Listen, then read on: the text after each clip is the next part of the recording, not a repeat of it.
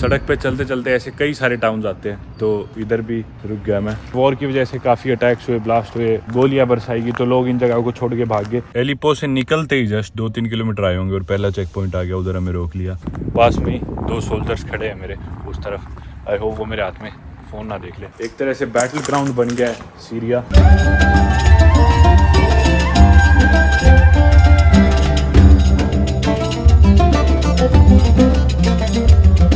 Good morning everyone, स्वागत है आप सभी का एक नई वीडियो में।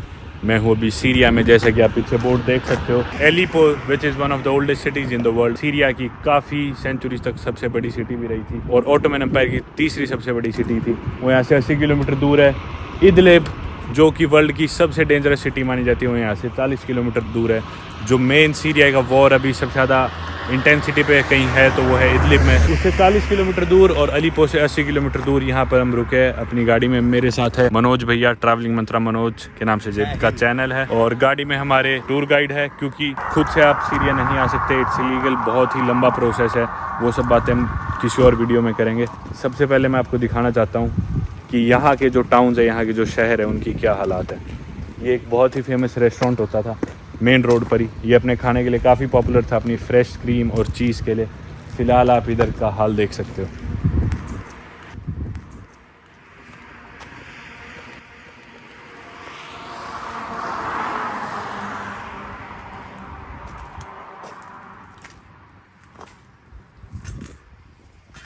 पूरी तरह से डिस्ट्रॉय हो चुका है। इधर जो सिविल वॉर चल रहा है, शायद आप लोग उससे वाकिफ़ होंगे।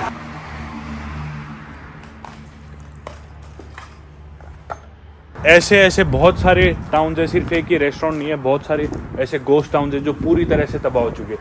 ये देखो, ये रेस्टोरेंट के पीछे का एरिया है, सारी बिल्डिंग सब तबाह हो चुका है, कुछ भी नहीं बचा। हर जगह कुछ है देखने को तो वो है डिस्ट्रक्शन, टूटी हुई बिल्डिंग्स, सब कुछ गायब है। मतलब यहाँ पे कोई लोग नहीं है, कोई यहाँ पे रह नहीं रहा। आपको दिखेगा कुछ तो वो है सिर्फ ये डिस्ट्रॉयड बिल्डिंग्स और ये दीवारें। ये देख के मन भी सहम जाता है कि यहाँ पे जो लोग रह रहे होंगे उन पे क्या बीतती होगी, क्या हालात हुए होंगे, जिनको ऐसे ऐसे घर बना के उनको यहाँ से छोड़ के भागना पड़ा होगा। ये देखो, ये कोई घर हुआ करता था शायद।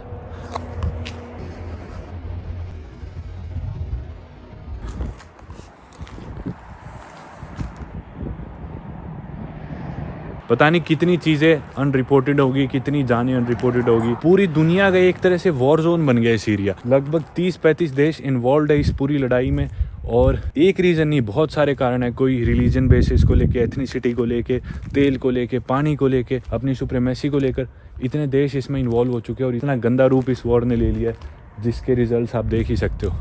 ये पूरा शहर गोस्ट टाउन बन चुका है। ऐसा नहीं है कि सिर्फ एक यही टाउन ऐसा है, यही गाँव ऐसा है। इससे पहले रास्ते में जितने भी टाउन आ रहे थे, सबके यही हालात थे। अभी भी सीरिया में लगभग 50 लाख बच्चे ऐसे हैं जो वॉर के बाद पैदा हुए और उन्होंने कुछ देखा है तो वो सिर्फ वॉर है। वो वॉर के अलावा कुछ जानते ही नहीं है, नॉर्मल जिंदगी देखी नहीं है, बचपना देखा ही नहीं उन्होंने।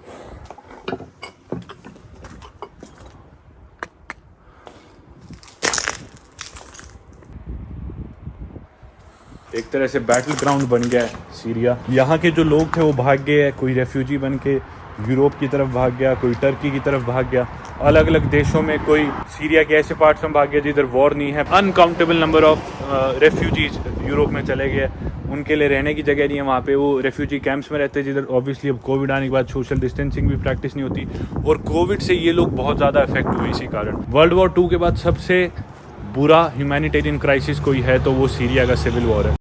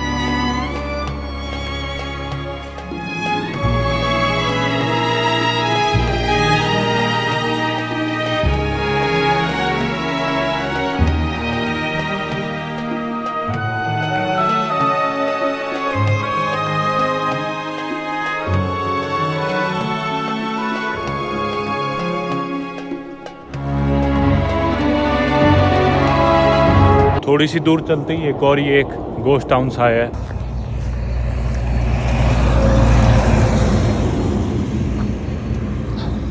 यहाँ पे जगह जगह सिक्योरिटी चेक पॉइंट्स है और आर्मी की गाड़ियाँ यहाँ से जा रही है। मैं फ़ोन से रिकॉर्ड कर रहा हूँ, चुपचाप मैंने फ़ोन नीचे छुपा रखा था। अब जिधर मैं आऊँ ये एक और गोस्ट टाउन है। इस गांव का नाम शायद मोरिक हुआ करता था। देखो कैसे ये एकदम वीरान पड़ी है जगह। और सिर्फ ये बिल्डिंग नहीं, पीछे वाली बिल्डिंग्स भी ऐसी है।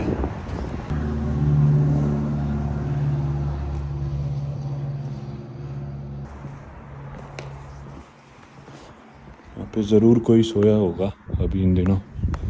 ये देखो हालात यहाँ के। ये पूरा शहर अब एक गोस्ट टाउन है। देखो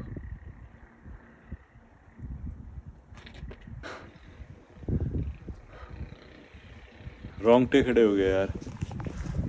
इस वॉर से जो इफेक्ट हुआ है वो ये बड़ी बड़ी सरकारें इफेक्ट नहीं हुई, बड़े बड़े देश, बड़े बड़े नेता इफेक्ट नहीं हुए। जो इफेक्ट हुए इस वॉर से वो आम आदमी है जो पीसफुली अपने मकानों में अपनी ज़मीनों पर रहना चाहते थे, वो इफेक्ट हुए। उसके अलावा और कोई इफेक्ट नहीं हुआ।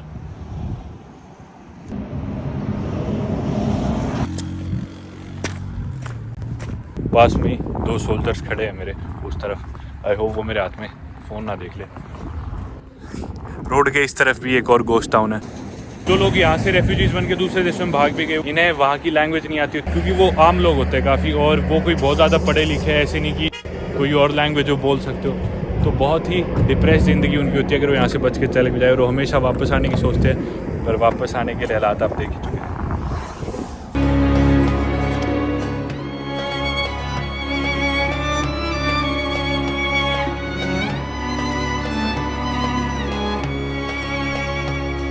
और गोस्ट टाउन आ गया मेरे राइट में। ख़त्म ही नहीं हो रहे, एक के बाद एक, एक के बाद एक, उसके बाद फिर एक। ये जो लेफ्ट में गोस्ट टाउन आप देख रहे हैं, इसके कुछ ही किलोमीटर पीछे है इदलिब शहर। इदलिब को दुनिया का सबसे खतरनाक शहर माना जाता है, और इदलिब में सीरिया की जो करंट गवर्नमेंट है उसका राज नहीं है, बल्कि काफ़ी सारे ओपोजिशन के मिलिटेंट ग्रुप्स का कंट्रोल है। मैंने मेरी पिछली वीडियोज़ में भी बताया है कि सीरिया में एक नहीं बल्कि बहुत सारे मिलिटेंट ग्रुप्स बन चुके हैं अलग अलग मकसदों के साथ, जिन्हें बाहर से सपोर्ट किया जाता है। इन ग्रुप्स में से आईएसआईएस का नाम आपने शायद सुना होगा। इदलिब में 3-4 अलग अलग मिलिटेंट ग्रुप्स की प्रेजेंस है, जैसे कि टर्किश बैक्ड एनएलएफ, अल कायदा, चाइनीज वीगर डोमिनेटेड डीआईपी, इसके अलावा कुछ और जिहादिस्ट अलायंसेज और ग्रुप्स।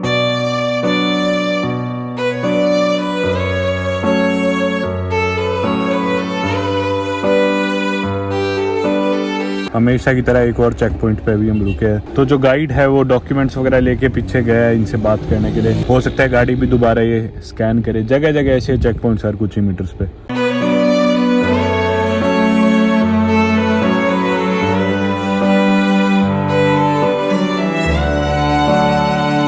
एलिपो से निकलते ही जस्ट 2-3 किलोमीटर आए होंगे और पहला चेक पॉइंट आ गया, उधर हमें रोक लिया।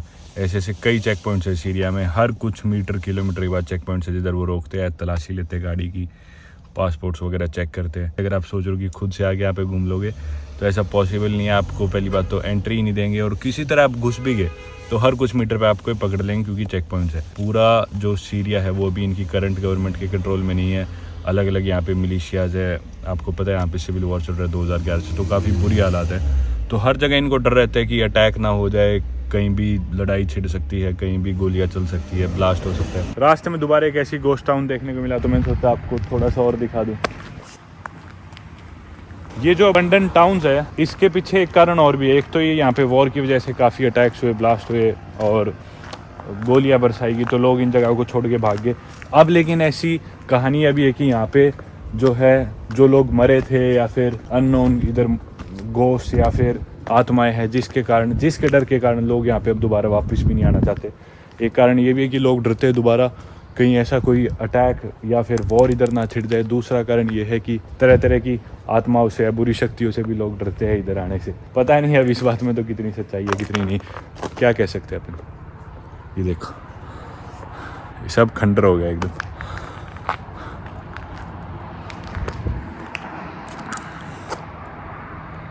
सीरिया में ना जब से वॉर चल रही है इसमें लगभग 5.5 लाख जाने जा चुके हैं, मैं आपको बता चुका।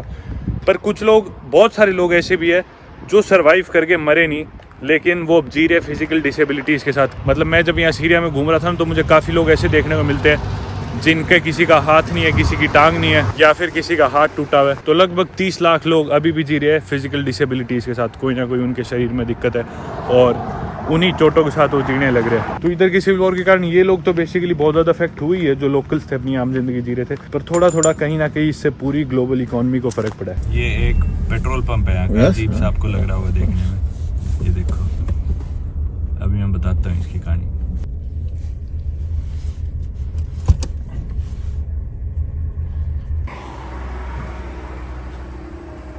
ये बेसिकली एक लोकल पेट्रोल पंप था, गवर्नमेंट सपोर्टेड नहीं था। तो दो तरह के यहाँ पे पेट्रोल पंप्स है। एक तो है जिधर सब्सिडाइज आपको पेट्रोल या डीजल मिलता है, जिसे गवर्नमेंट सपोर्ट करती है। तेल इनके पास बहुत ज़्यादा है सीरिया के पास, लेकिन वो मोस्टली नॉर्थ ईस्ट पार्ट में है, जो कि इराक की बॉर्डर के पास है, और वो करंट गवर्नमेंट के कंट्रोल में नहीं है वो रीजन, उसे कर्दिश फोर्सेस कंट्रोल करती है। तो जो इनकी करंट रेजिम के अंडर जो एरिया है, उधर इतना पेट्रोल नहीं है, इसलिए इन्हें इम्पोर्ट करना पड़ता है तेल, मोस्टली ईरान से या फिर इराक से।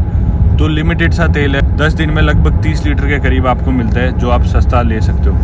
तो वो पड़ता है लगभग इंडिया के 35-40 रुपये में आपको 1 लीटर पेट्रोल मिल जाता है, लेकिन वो आप 10 दिन में 30 लीटर ही ले सकते हो। पर अब जैसे जो हमारे गाइड है, उनकी गाड़ी बहुत ज़्यादा चलती है, तो ऑब्वियसली 30 लीटर में उनका कुछ होना नहीं। उसके बाद जब खत्म हो जाए तो वो ऐसे ले सकते हैं पेट्रोल। तो इधर जो पेट्रोल मिलता है वो मिलता है इंडिया के लगभग 60 रुपये लीटर। तो यहाँ पे पेट्रोल लगभग 1.5 गुना ही पड़ता है, और फिर भी लेकिन अपने इंडिया से काफ़ी सस्ता है, क्योंकि ये जो रीजन है इनके पास तेल अच्छा होता है। अपने इंडिया के पास रिसोर्सेज तेल के बारे में अगर हम बात करें तो उतने ज़्यादा नहीं है as compare to these Arab countries या फिर जो मिडल ईस्टर्न जो कंट्रीज़ हैं।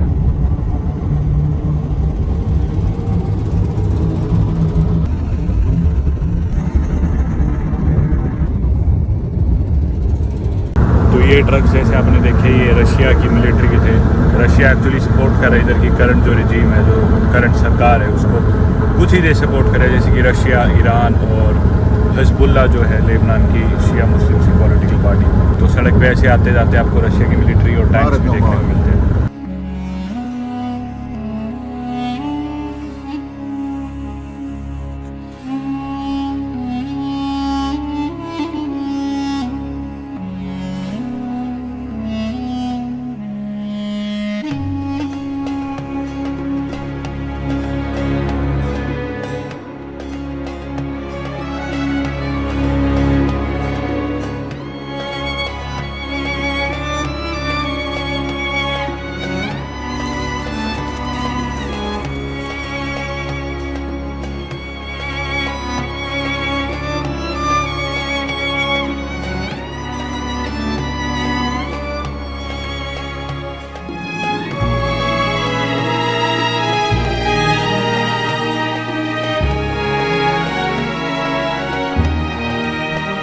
घर बने हुए यूं कि यूं, पर इधर कोई इंसान नहीं, कोई परिंदा नहीं।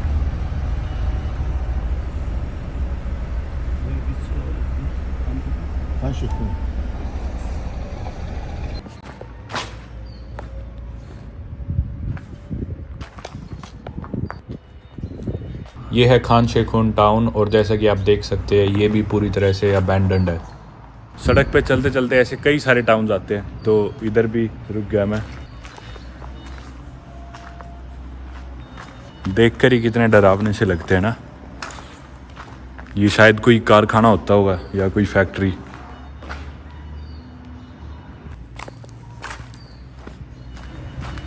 ये शायद कोई घर था, उसका रास्ता होगा।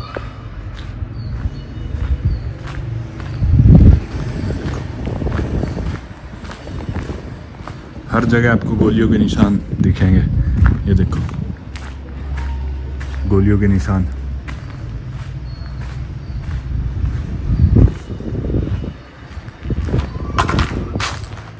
बिलाल स्ट्रीट।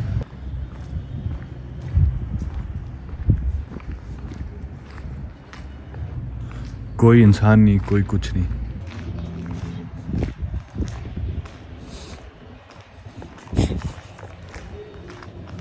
यहाँ पे भी लोग रहते होंगे यार पहले खुशी खुशी, पर अब कुछ भी नहीं है। ये देखो कितनी ज्यादती हुई होगी इन लोगों के साथ भी, है ना। माफी, शुक्रान शुक्रान शुक्रान। تفضل يا بضاي الدنيا يا حلوة رويني Yeah, I want to take a pic with you, dog. Yeah, for sure. Where are you from? Yeah, I'm from Syria. Oh, amazing. You have a nice accent. It's weird to see your Indians around here. In Syria, it's a war zone. Sorry. ला ला ला ला ला ला ला शुक्रान शुक्रान। ऐसे आते हैं, आपको coffee पिलाते हैं। बहुत अच्छे लोग हैं, पैसे भी नहीं लेते। ये 2-3 बार मेरे को पिला चुके हैं ऐसे लोग।